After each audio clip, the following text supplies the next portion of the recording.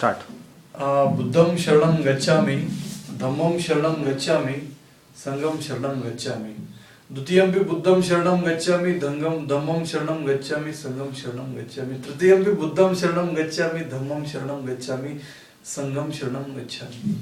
पानातिपाता वेरमणी सिक्कापद समाधियामि, अदिन्नदाना वेरमणी सिक्कापद समाधियामि, कामे सुमित चारा वेरमणी सिक्कापद समाधियामि, मुसावदा वेरमणी सिक्कापद समाधियामि, सुराभिय म्हणजे पमात्र ठाणा वेरमणी सिक्कापद समाधियामि, अदिन्नदाना वेरमणी सिक्कापद समाधियामि. अतिथे कपिलोस्तु नगरे सिद्धोदन महाराजाचं महामाया देवीचं वसती तेच पुत जातो नामगण दिवशी सिद्धतोती नामा हंसु स्वदितीसी महापुरुषने लखनी समर्गत आवसी सो 16 सवस काले सुधरा देवारेस एक दिवस तीन राहुल नाम पुत्र तनाल बेसु एक दिवस तीन महावीर गुणकत्वा निरंजन नदी तीर गणतो महापदान पद येतो अभिसंधी तो तीन समय स्वारावतो समासम बुद्ध जातो. बोधिसत्व डॉक्टर बाबासाहेब आंबेडकर यांना सर्वप्रथमतः मी मानाचा मुजरा करतो, ज्यांनी हिंदी माणसाला माणूस बनवण्यासाठी अहोरात्र प्रयत्न केले. एक काळ मित्रांनो असा होता की जर त्या काळाची आपण हिंदी तुलना केली, जर त्या काळाकडे जर आपण पाहिलं तर खरोखरच तो काळ खूपच जाचक होता. त्या काळात मानवता नव्हती. त्या काळात माणूस असूनही माणसाला जनावरांपेक्षाही बेकार पद्धतीने माणसाला वागवले जात होत. न नव्हता जगण्याचा अधिकार, न नव्हता पाणी पिण्याचा अधिकार, न नव्हता जेवण जेवण्याचा अधिकार किंवा शिक्षण घेण्याचा सुद्धा अधिकार. मनुस्मृतीच्या बंधनांनी माणसं जकडले गेले होते. माणसांच्या हातापायामध्ये गुलामीच्या बेड्या होत्या. गौतम बुद्धांनी त्या बेड्या तोडण्याचा प्रयत्न केला आणि गौतम बुद्धांनी त्या बेड्या तोडल्या सुद्धा. त्यांनी तथाकथित हिंदू धर्माच्या बंधनापासून लोकांना मुक्त होण्यासाठी प्रेरित केलं आणि लोकांना सांगितलं की बाबा तुम्ही कोणते जे निर्णय घेता, कोणताही निर्णय घ्या, तो निर्णय आपल्या बुद्धीच्या कसोटीवर तपासून पहा. जर एखादी गोष्ट तुमच्या बुद्धीला पटत नसेल तर ती गोष्ट तुम्ही कधीच मान्य करू नका. प्रत्येक गोष्ट तुमच्या बुद्धीला पटत असेल तरच करा. आणि बाबासाहेब सुद्धा म्हटलेत की बुद्धांचा धर्म म्हणजे हा केवळ कोणता धर्म नव्हे, हा कोणता धर्म नव्हे. बुद्धांचा धर्म म्हणजे जगण्याचा मार्ग आहे, जीवन जीने का रास्ता. बुद्ध के धम्म को बाबा साहब जी ने जीवन जीने का रास्ता कहा है. लेकिन लोग कुछ अलग समझते, वो बात अलग है. बाबासाहेबांनी बुद्ध धम्मच का स्वीकारला, हा सर्वात मोठा प्रश्न आपण जाणला पाहिजे. नंतर आपण बुद्धांकडे गेलं पाहिजे. त्याचं कारण असं आहे की बाबासाहेबांनी जगातल्या सगळ्या धर्मांचा अभ्यास केला. बाबासाहेबांनी इस्लाम धर्माचा अभ्यास केला, बाबासाहेबांनी हिंदू धर्माचा अभ्यास केला, ख्रिश्चन धर्माचा अभ्यास केला, ईसाई धर्माचा अभ्यास केला. जगात जितके धर्म आहेत त्या सगळ्या धर्मांचा अभ्यास केल्याच्या नंतर बाबासाहेब ह्या सत्याप्रत आले की जगामध्ये सत्याच्या कसोटीवर आधारलेला कोणता जर धर्म असेल तर तो धर्म म्हणजे बुद्ध धम्म होय. बुद्ध धम्माला बाबासाहेबांनी एक जगण्याचा मार्ग म्हटला आहे, जीवन जगण्याचा मार्ग. आणि हा मार्ग असा आहे की या मार्गावर जर कोणी चाललं तर तो माणूस अगदी जीवनपर्यंत सुखी राहू शकतो. जीवनाच्या शेवटच्या श्वासापर्यंत माणूस तो सुखी राहू शकतो. बुद्ध आपल्या विचारात म्हणले एक दिवशी all that we are is the result of what we have thought. We become what we think. When the mind is pure, when the mind is pure, joy follows as like a shadow that never leaves.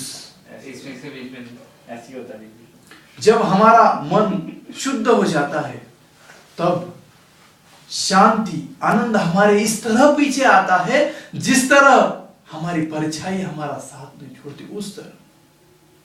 बुद्धांनी माणसाच्या मनाच्या शांततेला, मनाच्या विचाराच्या स्वातंत्र्यतेला फार महत्व दिलेलं आहे त्यांनी त्यांच्या आयुष्यामध्ये. आणि तेच बाबासाहेबांनी आपल्याला आज जगण्याचा तो मार्ग दिलेला आहे. बुद्धांच्या काळाच्या नंतरचा काळ असा होता की येथील समाज, हा भारतीय समाज मनुस्मृतीच्या बंधनांनी अगदी जकड़ून गेला होता.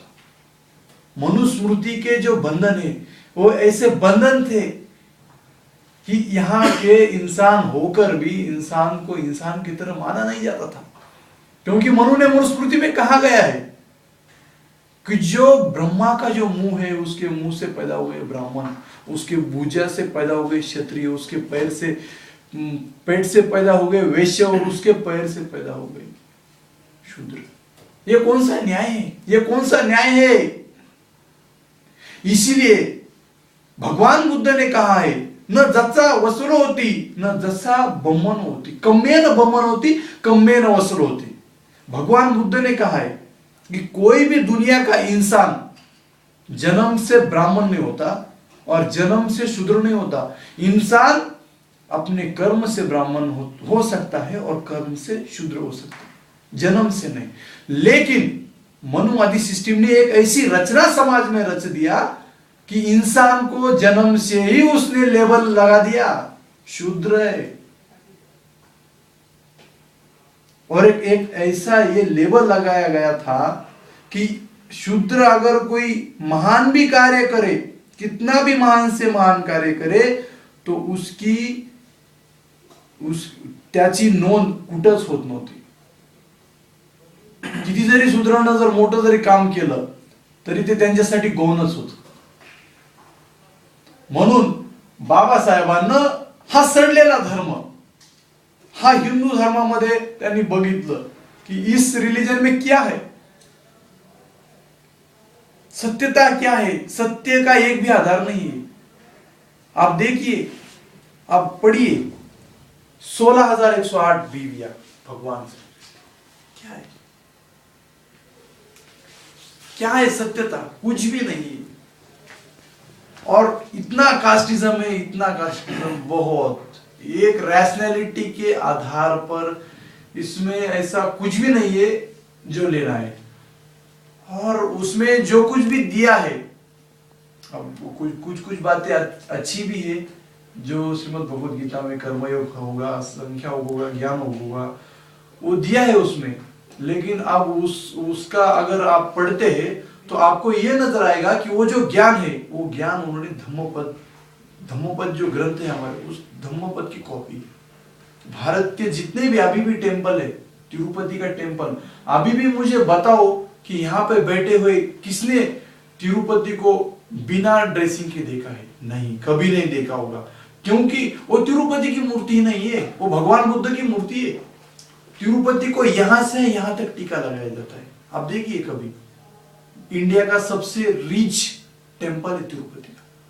करोड़ों रुपए जमा होते हैं एक दिन, करोड़ों रुपए पैसे का थैला होता है ऐसा बहुत बड़ा, उसमें लोग कितने भी पैसे डालते. पिछली बार आया था अमिताभ बच्चन ने कुछ तो भी करोड़ रुपए वहां पे दिए थे, करोड़ कुछ तो भी. सचिन तेंदुलकर, हर एक बड़े बड़े लोग वहां पे जाते और पैसे देते. गरीब के खून से निकला हुआ पैसा जेब में भरते हैं, अमीर बनते हैं, फिर भगवान को खुश करने के लिए, भगवान को पूरे जिंदगी भर किए हुए पाप खत्म करने के लिए भगवान से दुआ मांगने जाते हैं, तिरुपति दान करते. अगर आप उसकी हिस्ट्री देखें तो भगवान बुद्ध की मूर्ति है, यहां से यहां तक उसको टीका लगाया जाता है और पूरे बॉडी पे उनके ड्रेसिंग होता है, मालाएं होती है. अभी भी देखो, बिना ड्रेसिंग का तिरुपति किसी ने भी नहीं देखा आज तक. और वहां पे जितने भी लोग हैं पूरे ब्राह्मण. उनका एक सिस्टम है कि जो भी करना है हमें खाली दिमाग से करना है, हमें हाथों से कोई भी काम नहीं करना है, खाली काम दिमाग से करना है. हाथों से काम कौन करेंगे? शूद्र करेंगे. हमारा बच्चा आज के टाइम पे अगर पढ़ेगा भी तो क्या बनेगा? उसका ज्यादा से ज्यादा एम क्या होता है? क्या बनना है? टीचर बनना है. क्या करना है? गिटार बजाना है. क्या करना है? पुलिस कांस्टेबल बनना है, क्या करना है, पीएसआई बनना है, क्या करना है, लाइनमैन बनना है। अगर किसी ब्राह्मण के बच्चे से पूछे हम क्या करना है, प्राइम मिनिस्टर बनना है बोलता है। क्या करना है, IAS, IPS, IFS. Military man कौन होते हैं, बहुजन, और कर्नल कौन होते, ब्राह्मण। गोली लगती है हमारे सीने पे और परमवीर चक्र जाता है colonel major Dhyan Chand, colonel Kulkarni, colonel Joshi. हमको यहाँ गोली लगी मर गए, शहीद हो गए। कुछ भी नहीं, हमारी सोच को गुलाम कर दिया है। जब तक हम ये गुलामी की बेड़ियां नहीं तोड़ेंगे तब तक हम आगे नहीं बढ़ सकते हैं। गुलाम की बेड़िया है हमारे ऊपर, हमको अच्छा सोचने के लिए बंदिस्त कर दिया, अच्छा सोचने नहीं दिया, अच्छा जीने नहीं दिया, कुछ भी नहीं किया। और हम है कि सहते गए। लेकिन कब तक? इसीलिए डॉक्टर बाबा साहब अम्बेडकर ने क्रांति का ऐलान किया कि सबसे बड़ी चीज तो यह है कि भारत न तो गुलाम ब्रिटिशों का है, न ही किसी साम्राज्य का, उससे भी ज्यादा भारत गुलाम है यहाँ के लोगों के मनवाद का, मेंटल। अभी भी देखो, आज के भी जमाने में अगर कोई दलित लड़की की शादी ब्राह्मण से होती है, सपोज उनका अगर लव हो, तो पूरी सोसाइटी उनको परेशान करती, जीने नहीं दिया जाता। अभी भी होता है। इसी वजह से डॉक्टर बाबा साहब अम्बेडकर जी ने रैशनैलिटी के आधार पर, सत्य के आधार पर जो धम्म है वो बुद्ध धम्म का स्वीकार किया है। बाबा साहेब आंबेडकरांचा जन्म 14 एप्रिल 1889 रोजी महू या गावी मध्य प्रदेशातील झाला।